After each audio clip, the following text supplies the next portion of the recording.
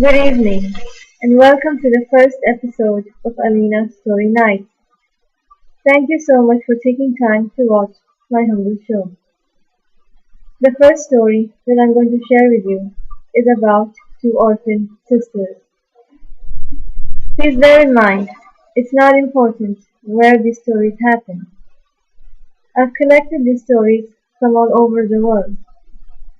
The point is that it happened to a fellow human being, and what we can learn from these stories. And maybe they can help us feel more sympathy and empathy for the suffering of others than we already do. But before I begin the tale of these two sisters, I would like to read out a poem inspired by them. Two flowers, orphans from the mother's tree, flown into the current of a traveling wind, sometimes here and sometimes there. No place of their own, no place to call a home. Alas, on the ground they land. People walk by, cast them a look, and move on. They lay there until a storyteller comes along, stops, and asks them, "O lost, fallen flowers, tell me, what is your tale?"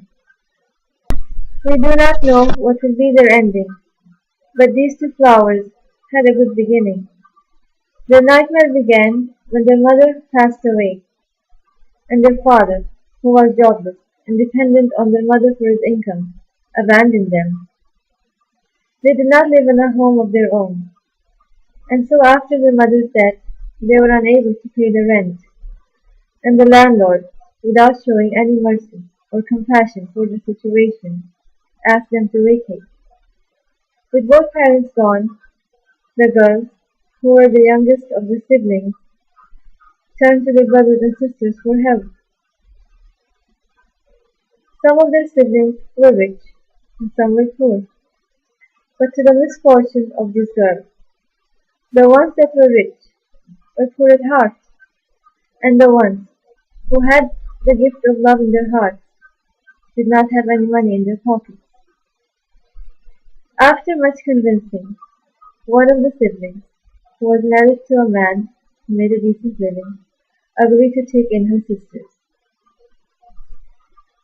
But just after a few weeks, the husband demanded that the sisters be sent to an orphanage, saying that he does not want to spend any money on them. And so it was done. The sisters were sent to an orphanage.